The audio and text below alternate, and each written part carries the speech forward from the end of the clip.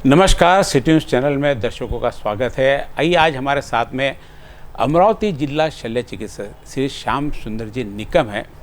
पिछले 14 महीनों से लगातार कोरोना से लड़ते हुए अमरावती को पूरा कोरोना का इलाज करते हुए आज 14 महीने हो गए हैं। 14 महीनों में कई बार गाइडलाइन बदली, कई बार नियमावली बदली। पहली बार ऐसा देखने में आया है कि डॉक्टरों को भी किसी निर्देश के अनुसार इलाज करना पड़ता है। हमने अक्सर देखा है कि हमारा पेशेंट डॉक्टर के पास में देता है, अपने विवेक बुद्धि से उनको क्या लगता है बताया जाता है। लेकिन कोरोना यह एक ऐसी बीमारी है जिसमें ऊपर से दिशा निर्देश आते थे कि पेशेंट के साथ व्यवहार किस प्रकार करना चाहिए, पेशेंट का इलाज किस प्रकार करना चाहिए और क्या उसके सिम्टम्स हो सकते, क्या नहीं हो सकते। कहीं पे भी हमने स्टेथोस्कोप लगा के या पीठ पे स्टेथोस्कोप लगा के तार से गले को खोलते हुए इस कोरोना की महामारी में नहीं देखा है। जबकि अक्सर हम डॉक्टर के पास जाते तो गला खोलने लगाते, टार्च डाल के हमारे पास देखते, नाड़ी पकड़ते थे, स्टेथोस्कोप लगा के देखते थे कि क्या चल रहा है क्या नहीं चल रहा है। इन सारी चीज़ों से दूर से देखकर, जैसे कि बताया गया कि 6 गज की दूरी रखना है, तो डॉक्टरों ने भी कई गज की दूरी रखकर लोगों के इलाज किए हैं। इलाज से ठीक भी है, कई लोगों की मौत भी हुई है, कई लोगों को उसके बाद में भी परेशानी हुई। इन सारी सब चीज़ों की अलग अलग विविधता लिए ये कोरोना का 14 महीने का काल चला है। इन सारी विविधताओं को श्याम सुंदर जी निकम ने निकट से देखा है और निकट से समझा है। क्या इसके पीछे कारण, क्या परेशानी और नया जस्ट अभी कल से महाराष्ट्र के 18 जिलों में, जिसमें अमरावती भी शामिल है, पहले होम आइसोलेशन, यानी आपको यदि किसी प्रकार के सिम्टम्स नहीं है तो आप घर पे भी अपना इलाज कर सकते थे, वह अभी अमरावती प्रशासन ने बंद कर दिया।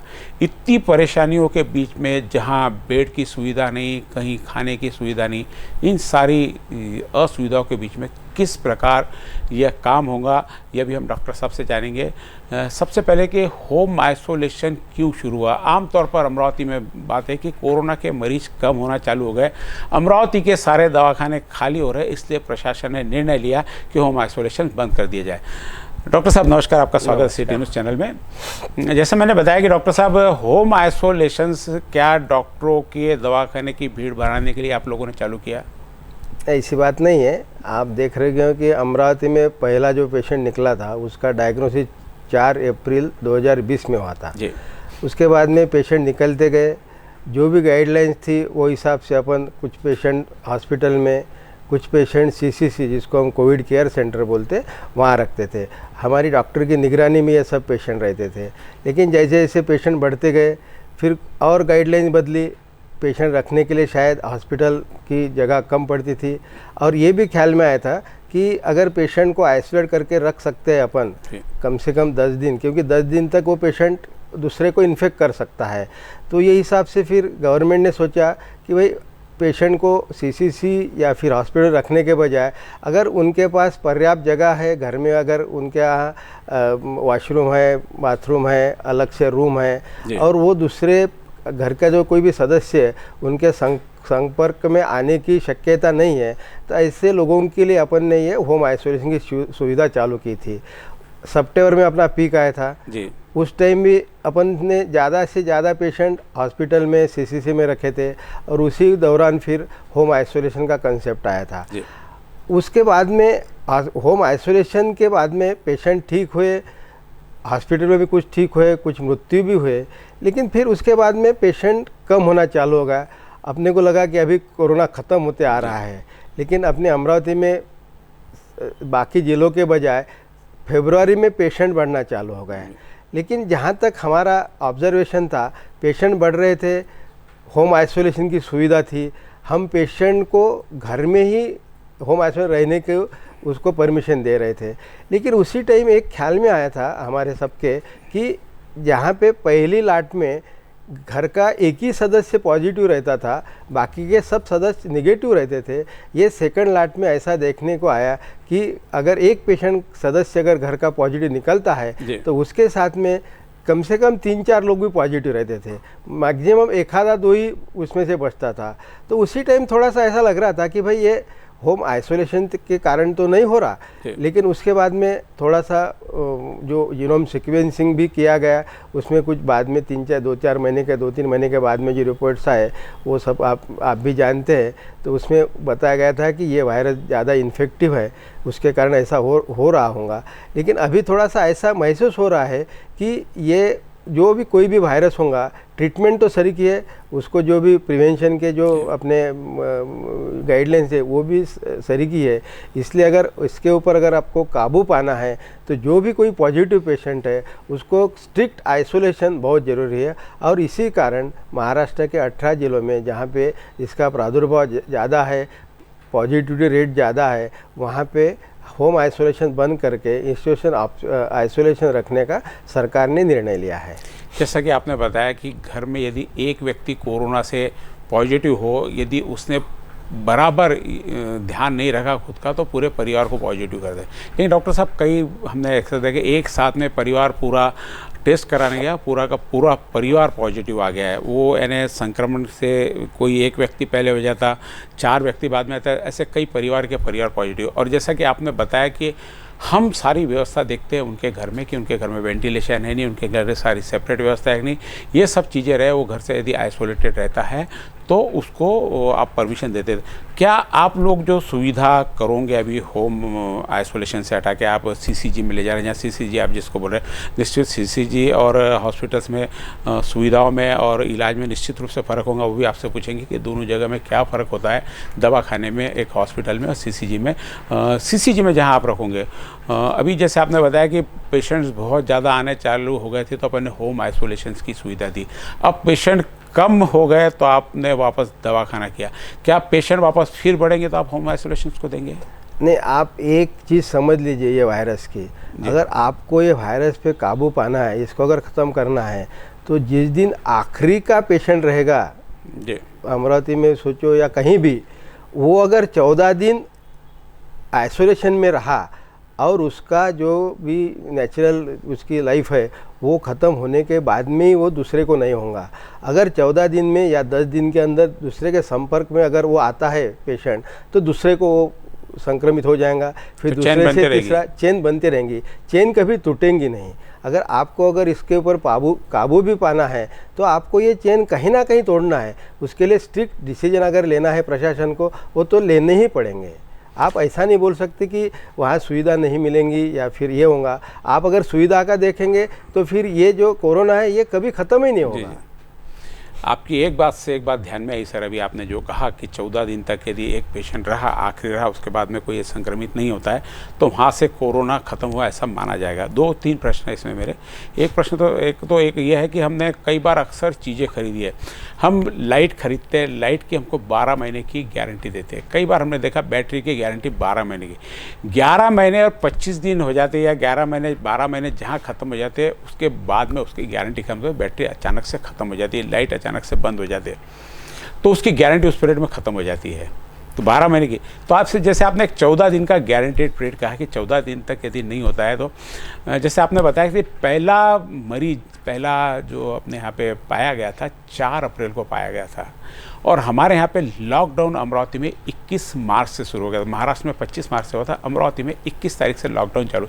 21 तारीख से यदि 4 तारीख तक की तुलना कीजिए तो 14 दिन पूरे हो गए थे। जहाँ आपकी गारंटी खत्म हुई वहीं से मरीज चालू हुए, तो 14 दिन की ये बात। और दूसरी बात, आपने कहा कि कोरोना ख़त्म हो जाएगा। मैं आपसे पूछना चाहूँगा डॉक्टर साहब कि कोरोना को ख़त्म करने के लिए पूरे विश्व में WHO से लेके तो नीचे जिला प्रशासन तक, ग्राम पंचायत तक, किसी ने भी कोरोना को ख़त्म होने के लिए कोई प्रयास किया है क्या? कोरोना से बचने के प्रयास किए हमने, वैक्सीन लगा लो कोरोना का बचाव होगा, इलाज कर लो कोरोना का बचाव होगा, मास्क लगा लो कोरोना का बचाव होगा, लेकिन कोरोना को किल करना, कोरोना को ख़त्म करने का कहीं पे भी कोई भी सिंगल प्रयास भी हुआ है क्या? नहीं, बात सही है आपकी, लेकिन हर कोई जीव का एक लाइफ रहता है। अगर अपन सोचे कोरोना के बारे में, जैसे आदमी की लाइफ 100 साल की अगर है या 80 साल की है नेचुरल लाइफ, वैसे कोरोना की भी लाइफ है एक। वो अगर अपन समझते हैं कि 14 दिन की है, 14 दिन तक वो आदमी मनुष्य के शरीर में फल फूल सकता है, वो लाइव रह सकता है। लेकिन जिस दिन उसका पूरा ये हो गया, पीरियड ख़त्म हो गया कि अगर दूसरे के शरीर में अगर वो नहीं जाता है तो उसका रिप्लिकेशन ख़त्म हो गया। मतलब उसकी जो नेक्स्ट जनरेशन है वो नहीं आएंगी। प्रैक्टिकली ये सब मैं जानता हूँ कि प्रैक्टिकली ये बड़ा मुझे कर ही नहीं से पॉसिबल ही नहीं है, फिर भी ये थेरोटिकली अपन ऐसा कह सकते हैं। जो भी जिसका आदि है उसका अंत है, ये तो आप सब लोग जानते हैं। तो जिसका अंत, अगर जिसका आदि है उसका अगर अंत करना है आपको, तो अंत करने के लिए जो भी प्रयास है वो प्रैक्टिकली थेरोटिकली हमारे पास है, लेकिन प्रैक्टिकली अपन वो नहीं कर सकते, क्योंकि अगर एखादा बाहर देश से या बाहर राज्य से भी अपने आता है और वो ट्रांसपोर्ट से भी आता है, अगर वो पॉजिटिव है तो फिर से वो चेन बढ़ना चालू हो गई। तो इसलिए प्रैक्टिकली ये मतलब नामुमकिन है, ऐसा अपन आज बोल सकते हैं, लेकिन कंट्रोल करना इतना मुश्किल नहीं है। अगर मैं आपको छोटा सा उदाहरण दूंगा, अगर एक छोटा सा गांव है, जहाँ की लोक संख्या 500 है, अगर आपने वहाँ पे एक दो पेशेंट निकले हैं जिनको आपने अगर आइसोलेशन में 14 दिन कहीं बाहर, मतलब वहाँ की स्कूल होंगी या समाज मंदिर होगा, वहाँ रख दिया, और वो अगर किसी के संपर्क में नहीं आए गाँव के किसी भी व्यक्ति के, और बाहर से अगर कोई भी व्यक्ति वो गाँव में नहीं आता, तो वो जो कोई विलेज है वो अपन कोरोना फ्री हुआ ऐसा कर उन्हें अपनी कोशिश कर सकते हैं कोरोना फ्री करने की। लेकिन इसके लिए 2-3 चीज़ें ज़रूरी है। एक, जो संक्रमित व्यक्ति है वो किसी के संपर्क में ना आए।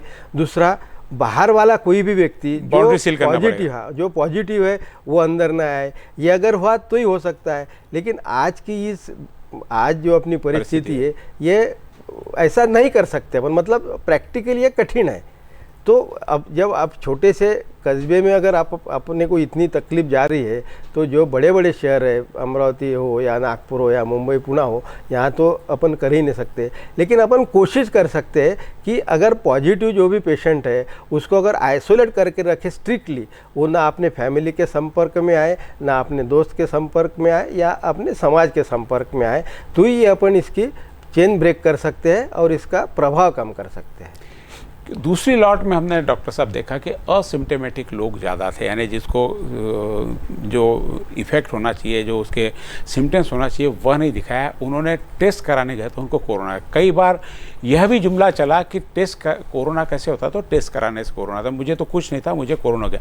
तो ऐसे व्यक्ति, निश्चित रूप से प्रशासन को ऐसे ही व्यक्ति की तलाश रहती है जिनको सिम्टम्स कुछ नहीं है और वो बाहर घूमते हैं, और उसके लिए उसके ऐसे समय में जो टेस्टिंग जरूरत है, मास रूप में टेस्टिंग होनी चाहिए, एक विस्तृत रूप में टेस्टिंग होनी चाहिए, कोई एरिया खाली नहीं रह जाए, टेस्टिंग हो। लेकिन हमने देखा कि हमारे यहाँ टेस्टिंग की कैपेसिटी 4 से 5 हज़ार रोजाना है। 30 लाख के इस पूरे ज़िले में यदि 4 से 5 लाख की टेस्टिंग होती तो निश्चित रूप से जैसा बताया कि टेक्निक तो पूरी है, तरीका पूरा है, उसके सिस्टम पूरे है, लेकिन प्रैक्टिकल में उस चीज़ को लाना पॉसिबल नहीं है। क्योंकि यदि हम 5,000 रोज़ की टेस्टिंग करें तो निश्चित रूप से 5,000 में भी कई लोग ऐसे हैं कि जिनकी 2-2, 3-3, 4-4, 5-5 बार टेस्टिंग हो जाती है।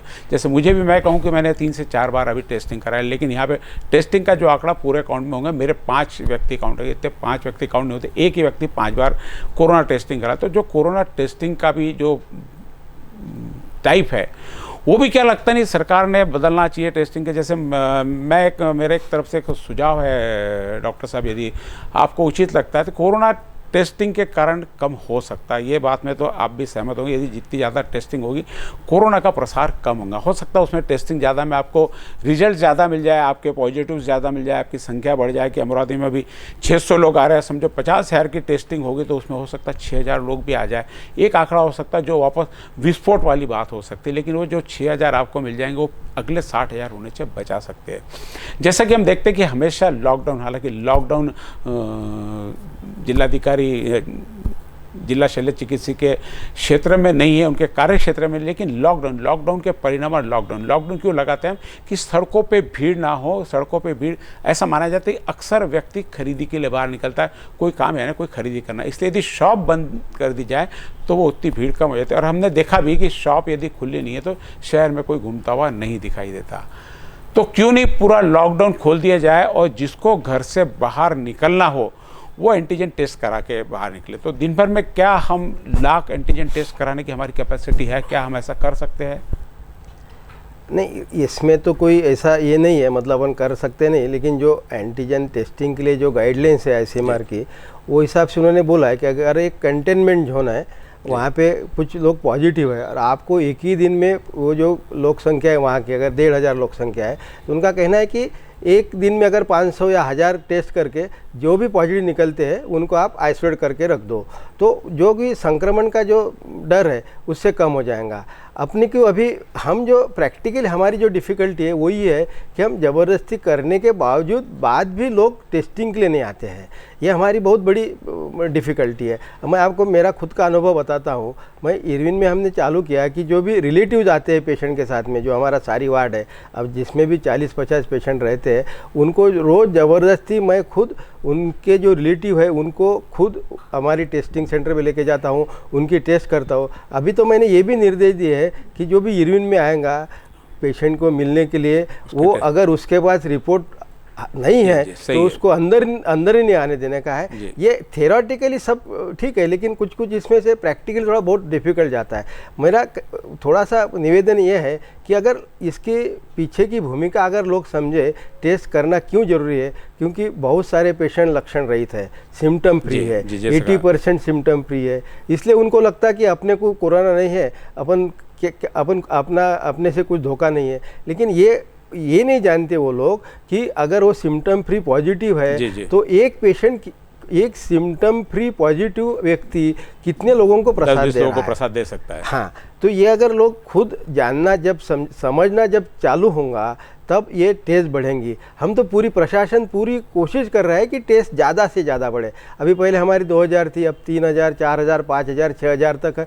हमारी कैपेसिटी 10,000 तक है। हम अगर सोचे कि एंटीजन हमको करना है तो एक दिन में हम 8, 10, 6, 7,000 एंटीजन आराम से कर सकते हैं, इतनी हमारी आज कैपेसिटी है। RT-PCR की अपनी यूनिवर्सिटी लैब की 2500 है। अगर सोचे PDMC को भी हम 1500 दे सकते हैं। तो इतनी सब, या फिर अभी तो गवर्नमेंट का थायरो केयर के साथ में ये हुआ है, उनकी 3000 की कैपेसिटी है। तो सिर्फ RT-PCR का भी सोचे अपन तो कम से कम 6-6,500 RT-PCR और उससे डबल एंटीजन हम कर सकते हैं। BCR रोज की कैपेसिटी अपनी बन सकती है। हाँ, बन सकती है। लेकिन हमारा दुख यही है कि लोग खुद होके, या फिर हम जब भी कैंप लेते हैं या फिर लोगों का आह्वान करते हैं तो कोई टेस्ट करने के लिए आता नहीं। उसी के लिए तो आपको बता रहा हूँ कि यदि आपने पूरा लॉकडाउन खोल दिए, खैर लॉकडाउन आपके इसमें नहीं है, लेकिन पूरा लॉकडाउन खोल दिए, और जिसको घर से बाहर निकलना है या चाहे दुकान पे जाना है, सामान खरीदने जाना है, जॉब पे जाना, मजदूर को जाना, बिना एंटीजन टेस्ट के बाहर नहीं निकल सकता। यदि उसको जॉब करने जाना है, एक सादा मजदूर भी ले लो, 400 रुपये रोज की मजदूरी है, हफ्ते भर यदि उसको जाने का काम मिलता है, उसमें से उसको यदि 100 रुपये, क्योंकि फ्री कैंप में कहीं पे भी महत्व नहीं होता है, उसका आप पैड रखिए, 100 रुपये एंटीजन टेस्ट का लीजिए आप, और सबको कंपलसरी कर दिया जिसको घर से बाहर, क्योंकि दुकानदार को दुकान खोलना आपकी कंडीशन मानेगा सर, वो बिल्कुल मानेगा। जैसे आपने कहते कि इरविन के अंदर बिना कोई भी एंटीजन टेस्ट के अंदर नहीं आएगा तो नहीं आएगा सर। सरकारी कार्यालयों में आपने कहते कि बिना एंटीजन टेस्ट के बैंक में प्रवेश नहीं मिलेगा तो सर नहीं जाएगा। अभी रजिस्ट्रार ऑफिस में कि बिना टेस्ट के आपको आ नहीं सकते, कलेक्टर कार्यालय के बाहर यदि आप बिना ऑफिस के जा नहीं सकते, ऐसी दुकानदार बिना, तो सब आप करते करते आप थक जाओगे, लोग एंटीजन टेस्ट कराने आएंगे कहीं तो भी। लेकिन क्या होता है आपकी गाइडलाइन कि कहाँ करना, और ऑलरेडी अमरावती रेड जोन में है। अब कंटेनमेंट जोन क्या लगता है, एक प्रकार का महाराष्ट्र में तो हमारा अमरावती कंटेनमेंट जोन में आ गया, इसको तो अभी लॉकडाउन खुलने के आसार भी नहीं। ऐसे में यदि इस समय यदि सख्ती की जाए तो शायद हो सकता है कि आप लोग इसमें सक्सेस हो जाए, और सबसे पहले हो सकता है कि अमरावती जिला आपका कोरोना मुक्त हो जाए। लेकिन कोशिश करनी पड़ेगी। लेकिन यदि गाइडलाइन आपके ऊपर से वो है तो गाइडलाइन के अनुसार काम कर। जैसा कि सबसे पहले मैंने कहा कि यह पहली बीमारी आई कि जो गाइडलाइन के हिसाब से इसको ठीक किया जा सकता। डॉक्टर ना गला चेक करता, ना नब्ज देखता, ना स्टेथो। सर ऐसा होता है कि कोरोना के मरीज का टेस्ट गले में टार्च लगा किया हो, स्टेथोस्कोप लगा के किया हो, या उसका बीपी चेक किया, ऐसा होता है कहीं पे सर? नहीं, आप जो बोल रहे हो मैं उससे सहमत नहीं हूँ, इसलिए कि मैं खुद हॉस्पिटल में भर्ती रह चुका हूँ, और जितने भी 300-400 पेशेंट है अपने, वहाँ पे हर एक का नहीं, जिसको ज़रूरत, अगर इस खांसी नहीं है, कुछ नहीं है, तो उसको स्टेथो लगाने की ज़रूरत नहीं है, एक्सरे पर से भी समझ में आ जाता है। लेकिन ये जो आप बोल रहे हैं इससे, इसीलिए थोड़ा सा कि डॉक्टर स्टेथो लगा के भी देखते हैं, टॉर्च डाल के अपना गला भी देखते हैं, उसका ब्लड प्रेशर भी लिया जाता है, टेम्परेचर के लिए अभी वो इंफ्रारेड थर्मामीटर है, इसलिए टेम्परेचर की वो जो पहले थर्मामीटर था अपना वो लगाने की ज़रूरत नहीं, ये इंफ्रारेड है तो उससे पता चल जाता है। लेकिन आपको अगर पल्स उसका ऑक्सीजन सैचुरेशन लेना है तो उसके लिए भी उसके फिंगर में लगाना ही पड़ता है। तो मतलब अभी पहले थोड़ा से झिझक थी, लेकिन अभी वो नहीं है, धीरे-धीरे वो खत्म हो गई। और पेशेंट के पास जाके उससे बात करना, उसको जांचना, उसका स्टेथो लगाना, उसके आँख देखना, उसका गला देखना, ये सब अभी कर रहे हैं। पहले तो सर बहुत दूर से हमने अभी देखा, कई लोग यानी पास में जाने को डॉक्टर्स भी घबराते हैं, लेकिन शहर में जनता कहीं इससे घबराती नहीं। मैं सर शुरुआत जो प्रश्न था अपना वहाँ पे अधूरा रह गया कि जो अभी होम आइसोलेशन की आपने सुविधा दी है, हटा दी है लोगों के पास में, तो आप लोगों के पास इसकी क्या सुविधा सर? क्योंकि पिछले बार हमने देखा कि जब आपने कोविड सेंटर्स बनाए थे, बाहर गांव से कोई आता था तो उसके लिए भी अपना एक सेंटर्स बनाए हुए थे, वहाँ जाके रख देते। वहाँ से बहुत सारी शिकायतें आती थी, किसी को पानी नहीं है, किसी के पास में खाना नहीं है, किसी को सुबह के कार्यक्रम निपटाने की जगह नहीं, ये सारी चीज़ों के प्रॉब्लम आती, क्योंकि निश्चित रूप से एकदम आपके पास में इतनी व्यवस्था करके कोई रखता नहीं। तो इनके लिए क्या व्यवस्था, क्या शहर के मंगल कार्यालय आप इसके लिए हायर करोगे? आपके खुद के कोई ऐसे सेंटर्स बनाए हुए जहाँ पे सब लोग, जैसा कि आपने घर में यदि किसी को होम आइसोलेटेड रखना है तो उसके सब चीज़ सेपरेट है या नहीं, हर चीज़ उसके लिए सेपरेट, ताकि उसको दूसरों को उनसे फैले नहीं। दूसरा प्रश्न इसमें साथ में, इस प्रश्न के साथ में एक प्रश्न, क्या इसकी भी कोई स्टेज होती है कोरोना की? पहली स्टेज का कोरोना, दूसरी स्टेज का कोरोना, तीसरी स्टेज का कोरोना, चौथी स्टेज के पहले स्टेज असिम्प्टोमेटिक, दूसरी हो गई आपको इलाज चल रहा है फेविफ्लू के रहे, तीसरी में आपको रेमडेसिविर पड़ रहा है, चौथी में आपको ऑक्सीजन लग रहा है, पाँचवीं में आपको वेंटिलेटर लगा और छठवीं में आपको टिकट कट रही? क्या ऐसी इसकी स्टेज होती है? मैं इसलिए दो प्रश्न इसमें शामिल है, पहले ये प्रश्न कह दिया, आप तो दूसरा प्रश्न बताता हूँ। बिल्कुल। अब अभी जो कोरोना का जो ये है डिजीज़ है, उसमें पेशेंट की संख्या बहुत ज़्यादा है जी, ये आप समझ सकते हैं। ये हिसाब से पेशेंट का क्लासिफिकेशन करके, अगर जो पेशेंट सिम्टम नहीं है उसको, तो इसीलिए 3 टायर सिस्टम बोलते हैं इसको। ये 3 टायर सिस्टम में पहला जो है वो CCC कोविड केयर सेंटर, इसका यहाँ पे अगर ये कहीं कोई भी हो सकता है, एक आधा मंगल कार्यालय भी हो सकता है, एक आधी धर्मशाला भी हो सकती है, स्कूल भी हो सकती है, जहाँ पे ना ऑक्सीजन की ज़रूरत है, सिर्फ पेशेंट को अपने को मॉनिटर करना है, उसका सैचुरेशन। सुविधाएं क्या क्या लगती है वहाँ पे? एक कोई व्यक्ति आपको रखना पेशेंट के रूप में, तो उसको क्या आप क्या सुविधाएं प्रोवाइड करेंगे वहाँ पे? हाँ, तो वहाँ पे सुविधा सिर्फ रहने के लायक, जैसे आप अगर किसी गाँव में बाहर जाते हैं और होटल में रुकते हैं, तो होटल वाले जो सुविधा देंगे आपको, जिसमें आपकी पूरी व्यवस्था रहेंगी, खाने पीने की व्यवस्था रहेंगी, खाना पीना, नाश्ता, चाय, सोना, चाय, पानी, ये सब जो है वो CCC में मिलना चाहिए। प्राथमिक जरूरतें जो भी है वो आपकी वहाँ पे पूरी की जाएगी, वो बाहर से आपको वहाँ लाने की जरूरत नहीं है। उसमें सिर्फ ऐड एक ही होगा कि हमारा कोई भी मेडिकल का आदमी रहेगा जो मॉनिटर करेंगे आपका ऑक्सीजन सैचुरेशन, हर 6 घंटे में 4 घंटे में आपका ऑक्सीजन सैचुरेशन देखेंगे, आपके पल्स देखेंगे और आपका टेम्परेचर देखेंगे। ये हो गए पहला फर्स्ट टायर CCC। दूसरा है डेडिकेटेड कोविड हेल्थ सेंटर, तो इसमें ये है DCHC बोलते हैं हम इसको, इसमें ऑक्सीजन की सुविधा रहती है। और तीसरा है डेडिकेटेड कोविड हॉस्पिटल DCH, तो यहाँ पे ऑक्सीजन के साथ में वेंटिलेटर की व्यवस्था रहती है। तो जैसे कोई पेशेंट अगर सिम्टम फ्री है, उसको कोई लक्षण नहीं है, टेम्परेचर नहीं है, कुछ भी नहीं है, इस पेशेंट को अपन CCC में रखेंगे कोविड केयर सेंटर में, और उसको जो भी उसको घर की ज़रूरत है, उसकी प्राथमिक सब ज़रूरत है वो वहाँ पे अपने को पूरी करना है, प्लस उसको मेडिकल के हिसाब से सैचुरेशन, पल्स रेट और टेम्परेचर मॉनिटर करना है। फिर उसके बाद में अगर उसका सैचुरेशन 94 के नीचे आता है, वहाँ पे है, लेकिन उसका अगर सैचुरेशन 94 थोड़ा सा 94, कई बार क्या होता है कि 90 से 93, 93, 90, ये 94 एंड कांस्टेंट रहना चाहिए या फ्लक्चुएशंस आते हैं? नहीं, नॉर्मल घर में हम लोग देखते हैं कई बार हमारा लगाते हैं 92, 93 आता है, फिर चलते चलते वो 97 तक चले जाता है। तो 92 आया तो एकदम से घबराने की बात नहीं होती है ना? नहीं, अभी देखो नॉर्मल अपना जो सैचुरेशन रहता है वो है 94 to 100 जी। अगर 94 to 100 के बीच में आपका है तो आपके डरने की ज़रूरत नहीं है। जब वो 94 के नीचे आता है तब कहीं ना कहीं कुछ तो भी गड़बड़ है, ये आपको समझना चाहिए। अगर आप खूब दौड़ धूप करके अगर करते हैं और फिर उसमें 92 अगर 90 आता है तो आप थोड़ा सा विश्राम करके रेस्ट करके फिर से चेक कर लो, वो अगर 96 97 यानी चलने से एक्सरसाइज से ऑक्सीजन लेवल कम होगा शरीर का। हाँ, तो अगर ऐसा होता है तो आप थोड़ी देर विश्राम करके फिर से चेक कर लीजिए। फिर भी आपका अगर 94 के नीचे है तो मतलब कुछ तो भी गड़बड़ है। यानी कांस्टेंट 94 के नीचे नहीं रहना चाहिए, फ्लक्चुएट में चलता है 93 से 98 तक गया तो 94 to 100 तक जी ये नॉर्मल है।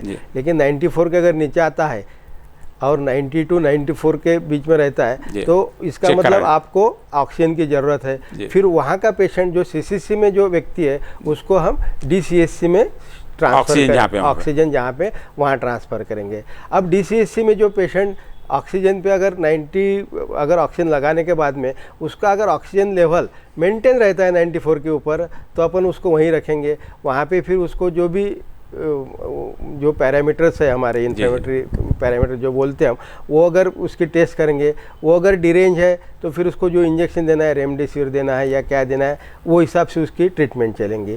वहाँ पे अगर वो 90 के ऊपर हमारा जाता ही नहीं है, नहीं जा रहा है ऑक्सीजन सैचुरेशन, फिर उसको हम ट्रांसफ़र करेंगे DCH में, डेडिकेटेड कोविड हेल्थ में, वहाँ पे कोविड हॉस्पिटल में। वहाँ पे फिर हमारी वेंटिलेटर की सोई रहेंगी, बाईपैप की व्यवस्था रहेंगी, बाकी जो भी सुविधा हाईएस्ट लेवल की वो वहाँ रहेंगे। तो इस प्रकार अपन 3 स्टेज टायर में अपन पेशेंट का वर्गवारी करते हैं और वो हिसाब से उनको वहाँ रखते हैं।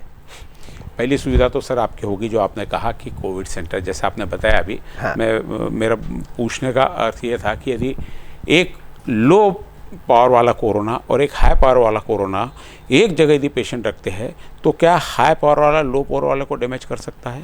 नहीं, ऐसा कुछ नहीं है, लो पावर हाई पावर वाला नहीं है। ये तो जैसे सिटी पावर शब्द पर आपके भाषा में सिटी स्कोर जो बोलते हैं हम उसको वायरल लोड बोलते हैं हमारे इसमें, हाई वायरल लोड, लो वायरल लोड। लेकिन दोनों के इसमें कोरोना हाई, इसलिए कोई इतना उसका फर्क नहीं पड़ता। लेकिन हाई वायरल लोड वाला रहे या फिर लो वायरल लोड वाला रहे, वो अगर सामान्य आदमी के संपर्क में आए तो उसको वो उसका सर उतना ही, यानी आप होता है। मेरा पूछने का मतलब ये है हाँ। कि हाई पावर वाला कितने लोगों को इन्फेक्ट कर सकता, लो पावर वाला कितने लोगों को इन्फेक्ट कर सकता? इतना तो ये नहीं कर सकते अपन, मतलब बाइफरकेट नहीं कर सकते। बाइफरकेट नहीं कर सकते, लेकिन दोनों में समानता है कि वो दोनों फैलाने वाले हैं। पूछने का मतलब ये था कि लो पावर वाला यदि अपने आप वहाँ ठीक हो सकता है तो यदि हाई पावर के साथ में रखने में कहीं उसको नुकसान तो नहीं होता? उसको ऑक्सीजन की जरूरत नहीं, क्या वो तो ऑक्सीजन पे नहीं चले जाता? नहीं, अभी देखिए आप जैसे 2-3 टेस्ट है, एक तो RT-PCR टेस्ट, उस पर से अपने को CT वैल्यू मालूम जाती कितनी है। फिर दूसरा HRCT है, ज़रूरत है, या फिर एक्सरे, अपना सादा एक्सरे पर से भी अपने को आइडिया जाती कि उसका लंग इन्वॉल्वमेंट कितना हुआ है। वो हिसाब से अपन आगे का प्रिडिक्ट कर सकते हैं कि ये इसकी बीमारी बढ़ेंगी या फिर नॉर्मल रहेगा। अगर आपका एक्सरे में कुछ नहीं है, आपका ऑक्सीजन सैचुरेशन नॉर्मल है, CT स्कोर नॉर्मल है, तो आपको डरने की बात नहीं। आप CCC में रह के और कंटिन्यूस मॉनिटरिंग के में रह के आप ठीक हो सकते हैं, नहीं ठीक होती ही है। लेकिन अगर वहाँ पर अगर ऐसा अपने को लगता है कि इसकी जो बीमारी वो बढ़ रही है तो अपन उसी टाइम उसको हायर लेवल जो अपनी DCSC जो है उसमें ट्रांसफ़र कर सकते हैं। इसीलिए ये जो 3 टायर सिस्टम है ये बहुत ज़रूरी इसीलिए है कि अपन कांस्टेंट मॉनिटरिंग कर सकते हैं। आप घर में अगर पेशेंट है होम आइसोलेशन में तो ये आपके कभी भी ख्याल में भी नहीं आ सकता है, क्योंकि इसमें जो एक वर्ड आपने बहुत बार सुना होगा, हैप्पी हाइपोक्सिया। कभी कभी हमारे पास 84 सैचुरेशन पे पेशेंट आते हैं, चलते हुए आते हैं, हंसते हुए आते हैं, उसको समझता ही नहीं कि अपना सैचुरेशन कम हुआ है। जब अपन गिनते हैं पल्स ऑक्स से उस टाइम अपने को पता चलता है कि इसका सैचुरेशन कम हुआ है। ये बहुत बड़ा धोखा ये बीमारी का है। और इसीलिए कांस्टेंट मॉनिटरिंग जो घर में तो नहीं नहीं हो सकता है, वो अपन सिर्फ हॉस्पिटल या CCC में ही कर सकते हैं। वो भी एक बहुत बड़ा फ़ायदा अपना CCC में रखने का होता है। अब दूसरी आपका जो ये था कि आप कैसा करोगे, अब करना तो है ही, अगर लेटर है, शासन में निर्देश है तो करना ही पड़ेगा। अब जैसे हमारे 2 CCC चालू है, एक वलगांव में है और दूसरा VMV के हॉस्टल पे है। अभी बाकी के जो सेंटर्स है जैसे इंजीनियरिंग कॉलेज का हॉस्टल है, पॉलिटेक्निक का हॉस्टल है, खूब आदिवासी हॉस्टल है, या फिर अपन निम्बोर अगर बढ़ते भी है तो ये सब सुविधाएँ पूर्ववत जो पहले थी वो फिर से चालू हो जाएंगी। अब हमारा टेंशन थोड़ा सा, क्योंकि क्या होता कि जब अपन खुद हम या प्रशासन या शासन जब किसी को मेहमान करके वहाँ बुलाता है तो उसकी सुविधा सारी देनी पड़ती है, उसकी पूरी सुविधा देनी पड़ती है। और कभी कभी बहुत सारी पेशेंट अगर एक साथ आ जाते हैं तो थोड़ी सी फिर प्रशासन की धांधल हो जाती है, ये बात सही है आपकी। लेकिन हम पूरी कोशिश करेंगे कि अपनी तरफ से कोई कमी ना रहे, पेशेंट को पूरी तरह से उसका ख्याल रखा जाए, उसका खाने पीने से लेके तो उसका सैचुरेशन गिनने तक का वो तो पूरी प्रशासन की कोशिश रहेगी। सर, जो आपका सीसीसी पहले स्टेज में जिस पेशेंट को रखा जाएगा उसकी लिमिट कितने दिन की लिमिट, यानी पूछ रहा है उसको सिम्टम्स हुआ, उसने टेस्ट कराया या आपके यहाँ एडमिट हो, इन सब चीज़ों में कौन सा दिन उसका काउंट किया जाता है? कि जैसे उसने आज टेस्ट करा लिया, उसकी रिपोर्ट 5 दिन बाद आई, आपने 5 दिन ले जाके फिर आप उसको 10 दिन रखोगे, 4 दिन रखोगे, आपकी क्या इसमें नियमावली है? एक्चुअली गाइडलाइन के हिसाब से वैसे 2 प्रकार का है। एक तो कैसा, जिस दिन से उसको सिम्टम चालू है वो पहला दिन अपन पकड़ सकते हैं, लेकिन इसमें ये धोखा है कि वो बराबर प्रॉपरली बता नहीं सकता, वो ख्याल में नहीं रख सकता।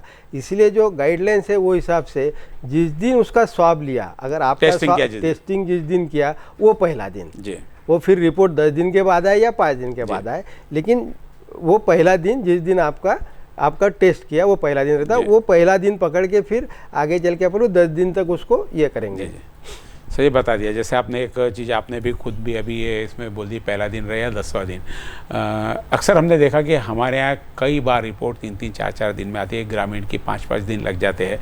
तो जिस उद्देश्य से हम होम आइसोलेशन कैंसिल कर रहे हैं ना, अभी हटा रहे हैं, कारण ये कि जो कोरोना का मरीज है उसको नहीं पता होता, उसको सिम्टम्स नहीं होते और वो घूमते रहता है, क्योंकि उसको नहीं पता वो कोरोना है, उसकी कहीं इसमें गलती नहीं है कि उसने नहीं घूमना चाहिए, उसको नहीं पता और वो घूमते रहता है और कहीं ऐसा थोड़ा सा कुछ लगता है तो टेस्ट करा लेता है। इस बीच जब टेस्ट कराना पहले घुमा, क्योंकि सिम्टम्स नहीं है, कितने दिन घुमा पता नहीं, 5वें दिन उसने टेस्ट कराया, उसकी रिपोर्ट 5 दिन बाद आई, तो ये 10 दिन के पीरियड में वो कितने ही लोगों को कोरोना से संक्रमित कर देता है और 5 दिन बाद उसके 10 दिन हो ही जाते हैं। तो ऐसे में उसको आइसोलेशन की शायद 2-3 दिन की ज़रूरत पड़े, क्योंकि गवर्नमेंट के पास में यदि आएगा, सरकार के पास में यदि आएगा, तो जब तक उसके यानी जो फैलाने के कंटेंट से उसके जो फैला सकता है जिससे कोरोना, वो कम नहीं होता है जब तक आपको छोड़ेंगे। उसके लिए 10 दिन का इन्होंने समय दिया। एक और सिंपल प्रश्न डॉक्टर साहब, कितने कैपेसिटी है अपने पास में सीसीजी की अमरावती में?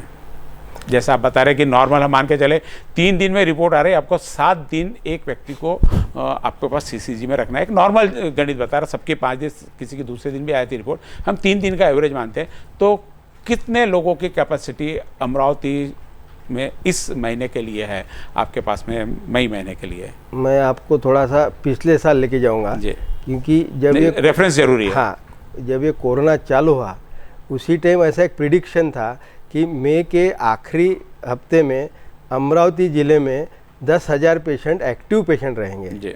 और उसी टाइम उन्होंने हमको एक प्लान करने के लिए बोला था, और उसी टाइम ये सीसीसी, डीसीएससी और डीसीएच ये उसी टाइम का ये था। तो उस टाइम हमने हॉस्पिटल, फिर ऑक्सीजन वाले हॉस्पिटल और कोविड केयर सेंटर का प्लानिंग किया था। ये 10,000 के हिसाब से उसी टाइम हमने किया था, जहाँ पे 80% पेशेंट ग्रामीण भी शामिल हो गए। हाँ, ये सब ग्रामीण और शहरी मिला के दोनों। तो इसमें स्टैटिस्टिक्स ऐसा है कि 100 में से 80 पेशेंट सिम्टम फ्री रहते हैं जिनको अपन सीसीसी में रख सकते हैं। तो 10,000 में से 8,000 हमने सीसीसी की कैपेसिटी बनाई थी, 2,000 हॉस्पिटल की कैपेसिटी बनाई थी। तो इसमें सब सुपर से लेके तो हमारे जो पूरे ज़िले में हॉस्पिटल्स है वो सब शामिल थे। लेकिन बाद में ऐसा हुआ कि वो जो 31 मई की जो डेट थी हमारी, वैसा पिक्चर पिछले साल कुछ हुआ नहीं। लेकिन आपकी माहिती के लिए मैं आपको बताता हूँ कि ये जो 1 साल पहले जो भविष्यवाणी की थी हमारे साइंटिस्ट ने, वो हमने इस साल 5 मई को अनुभव किया है।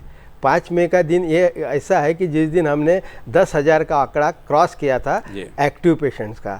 लेकिन हालांकि अपने पास जो 2,000 की पेशेंट हॉस्पिटल की जो कैपेसिटी थी वो अपनी 2,000 थी, इसलिए अपने को कोई असुविधा नहीं, होम आइसोलेशन में चले गए। और होम आइसोलेशन होने के कारण सीसीसी का ज़्यादा अपने को काम नहीं पड़ा। लेकिन इस बार अभी हमारी पूरी तैयारी है, जितने भी हमारे सीसीसी है पूरे ज़िले में वो सब एक्टिवेट करने के लिए हमने बोला है। और कुछ ज़िले में तो पूरे हर तालुके में सीसीसी चालू है, अमरावती शहर के लिए वल्गा और वीएमई चालू है। उसके बाद में अपना अभी इंजीनियरिंग कॉलेज हो या पॉलिटेक्निक कॉलेज के हॉस्टल हो, ये सब अभी खुल जाएंगे। और जहाँ तक हो सके अपन मैक्सिमम जो असिम्टोमेटिक है, जिनको कोई लक्षण नहीं है, उनको सीसीसी में रखेंगे। जैसे डॉक्टर साहब ने बताया कि 10,000 की कैपेसिटी, इस बार भी हमने सीजन में देखा कि 10,000 तक एक्टिव मरीज, 9,000 कुछ तक एक्टिव मरीज आ गए थे। एक्टिव मरीज आ गए 10,000, यानी आपकी 1200-1250 मैक्सिमम हमारे यहाँ पे मरीज आए थे, उसमें 10,000 मरीज एक्टिव थे। 1250 से यदि आंकड़ा बढ़ता है, ये आंकड़ा 1500 से 2000 जाता, तो निश्चित प्रशासन के सामने परेशानी खड़ी हो जाएगी। इसके लिए प्रशासन भी चाहता है कि लॉकडाउन के कारण ये आंकड़ा ऊपर नहीं बढ़ेगा, तो प्रशासन को जो 10,000 से ज़्यादा की व्यवस्था करनी है, उसमें शायद वो मशक्क़त ना करनी पड़े। 10,000 से ज़्यादा की व्यवस्था तो मैं भी डॉक्टर साहब के आप 1 लाख की भी बोलेंगे तो अमरावती में हो जाएंगी, लेकिन उनको मेंटेन, बात व्यवस्था करने की नहीं, उनका पूरा बोला कि मेहमान नवाजी करना। एक्चुअली जिसको आप घर से ले जा रहे हैं, एम्बुलेंस में ले जाएंगे, वापस एम्बुलेंस में लाके छोड़ना। पिछले साल तक तो ऐसे होता था, अभी तो आजकल खुद ऑटो में बैठ के आ जाता है आदमी आपके पास में वहाँ पे एडमिट होने का। पिछली बार तो आपकी एम्बुलेंस जाती थी, पूरा मोहल्ले में सबको पता लग जाता है कि इनके यहाँ कोरोना का मरीज है। अभी तो पता भी नहीं लगता कि यदि आपके पास पड़ोस में कोरोना का मरीज आ गया। पहले पूरा उसका कंटेनमेंट जोन, फिर बैरिकेड्स, फिर उसके घर के बाहर बोर्ड लगाना, ये सब चीज़ें कम होती गई, इसलिए मरीज बढ़ते गए। ये यदि चीज़ें कंटिन्यू रहती तो शायद हमको 500 को भी आंकड़ा पार नहीं करना पड़ता। हो सकता कुछ आगे के अनुमान कुछ गलत हो गए। पहले भाग में भी हम छोटा सा ब्रेक लेंगे, और पहले भाग में आपको डॉक्टर साहब ने पूरा किस प्रकार से इलाज चलता है, किस प्रकार से इसकी व्यवस्था होती है, क्यों ये होम आइसोलेशन हटाना पड़ रहा है, क्यों होम आइसोलेशन दिया था, सारी चीज़ों की परिस्थिति खुलकर आपके सामने रखी। इस एपिसोड के अगले भाग में बाकी तकनीकी जानकारी के साथ में आपके साथ में पुनः वापस आएंगे। आप कहीं जाइएगा नहीं।